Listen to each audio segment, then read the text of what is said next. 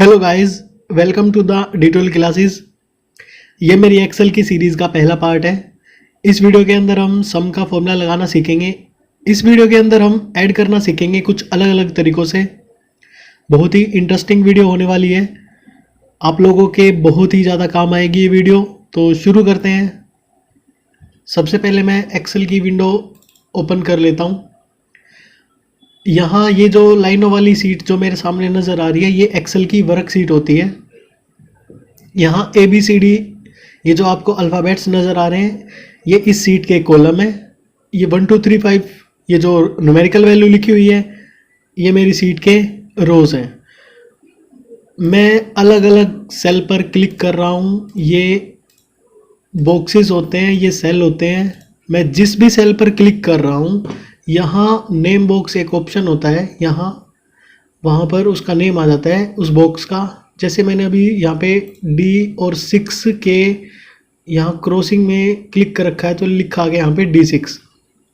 जैसे मान लो मैंने इस सेल पे क्लिक किया, तो यहाँ पर B वाली लाइन और 4 वाली लाइन को क्रॉस करते हैं, तो इसका नाम हो जाएगा B4।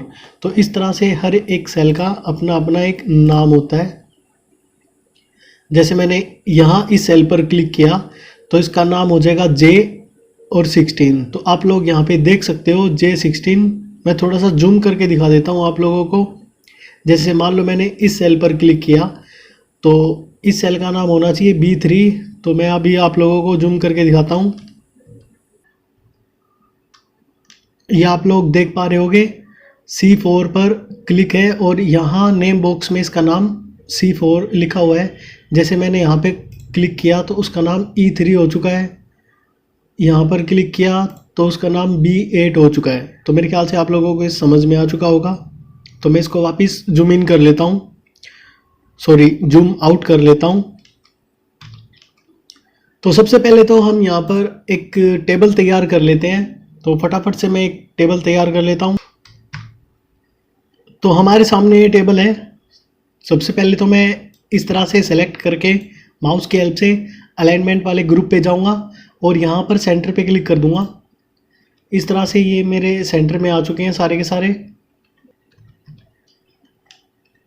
और यहाँ बॉर्डर पर ऑल बॉर्डर कर देता हूँ मैं इसको। ये सभी के सभी बॉर्डर पे आ चुके हैं। आप लोगों को थोड़ा सा छोटा नज़र आ रहा होगा, तो यहाँ जूम इन जूम आउट का ऑप्शन होता है, तो इसको थोड़ा सा बड़ा कर लेते हैं।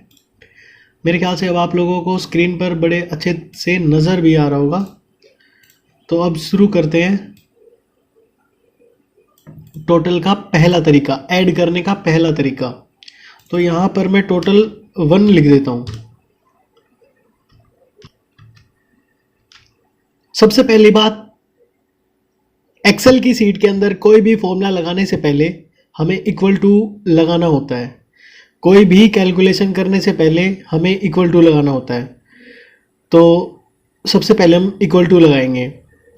अब हम यहाँ पर आप लोगों को नज़र आ रहा होगा कि राहुल एक लड़का है जिसका रोल नंबर 1 है और उसके इंग्लिश, हिंदी और मैथ में कुछ मार्क्स आए हुए हैं।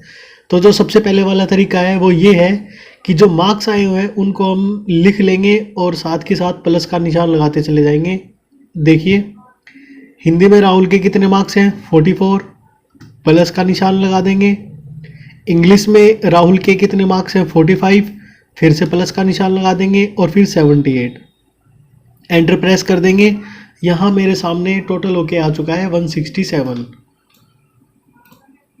इसको भी इस तरह से सेलेक्ट करके हम यहाँ पर अलाइनमेंट में सेंटर कर लेते हैं और यहाँ बॉर्डर दे देते हैं इसको। दोबारा से देखते हैं, रिंकू के मार्क्स इक्वल टू का साइन लगाएंगे। 55 प्लस का साइन, 52 प्लस का साइन, 85 और फिर एंटर। मेरे ख्याल से आप लोगों को समझ में आ चुका होगा। ये मेरे टोटल करने का पहला तरीका है। दूसरा तरीका तो मैं यहाँ पे लिख देता हूँ टोटल 2। तो जो दूसरा तरीका है उसमें मैं सेल का नेम डालूंगा। तो इक्वल टू जो हिंदी में जो 44 नंबर है वो किस सेल में, C4 में।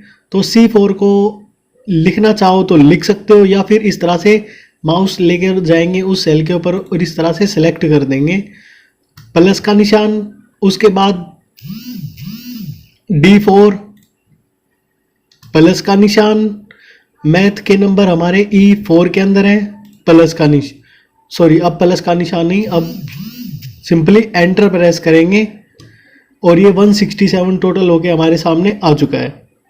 दोबारा से देखते हैं, इक्वल टू जो रिंकू के मार्क्स हैं वो C5 के अंदर है हिंदी के, तो यहाँ पे C5 वाला सेल सेलेक्ट कर लेंगे, फिर प्लस का निशान, D5 वाला सेल सेलेक्ट कर लेंगे, फिर प्लस का निशान, E5 वाला सेल सेलेक्ट कर लेंगे और उसके बाद फिर एंटर प्रेस कर देंगे। तो मेरे ख्याल से ये समझ में आ चुका होगा, बहुत ही आसान तरीका है। तो मैं एक बार इसको भी सेंटर में कर देता हूँ और इसको भी बॉर्डर दे देता हूँ। अब टोटल करने का तीसरा तरीका,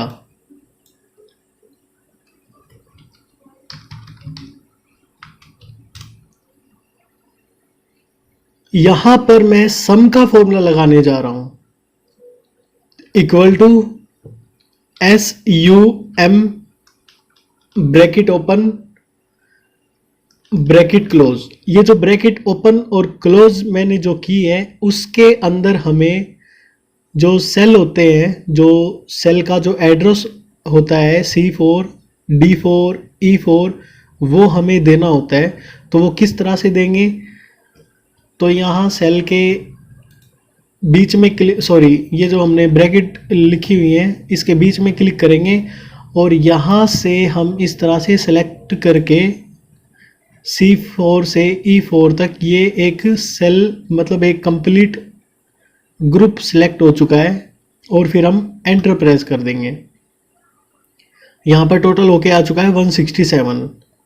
दोबारा से देखते हैं, equal to SUM bracket open. अब की बार रिंकू के मार्क्स सेलेक्ट करने हमने, तो हिंदी वाला जो सेल है वो कौन से सेल से शुरू है, C5 से, तो C5 पर क्लिक करें और E5 तक हमें लेके जाना होगा और उसके बाद ब्रैकेट बंद कर देंगे और फिर हम एंटर प्रेस कर देंगे। 192 यहाँ पे रिजल्ट आ चुका है। यहाँ पर हम अलाइनमेंट में जाके सेंटर कर देते हैं और बॉर्डर लगा देते हैं।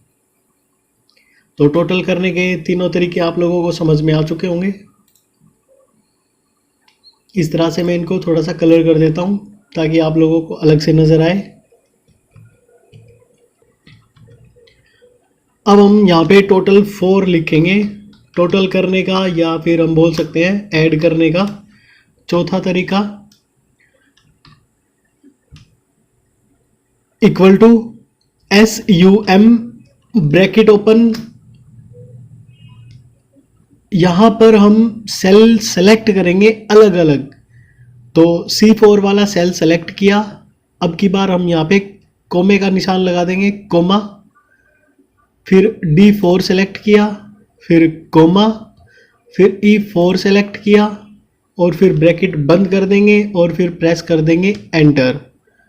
तो यहाँ पे 167 टोटल होके आ चुका है।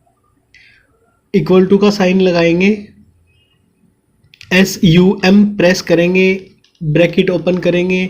रिंकू की मार्क्स की बात चल रही है तो यहाँ पे 55 वाला सेल सेलेक्ट किया, फिर कोमे का निशान, फिर 52 वाला सेल सेलेक्ट किया, फिर कोमा, फिर 85 वाला सेल सेलेक्ट किया, ब्रैकेट ओपन और फिर हम एंटर प्रेस कर देंगे। यहाँ पर 192 हमारे सामने टोटल होके आ चुका है। तो आप लोगों ने यहाँ पे टोटल करने के 4 तरीके मेरे ख्याल से अच्छे से समझ में आ चुके होंगे आप लोगों को।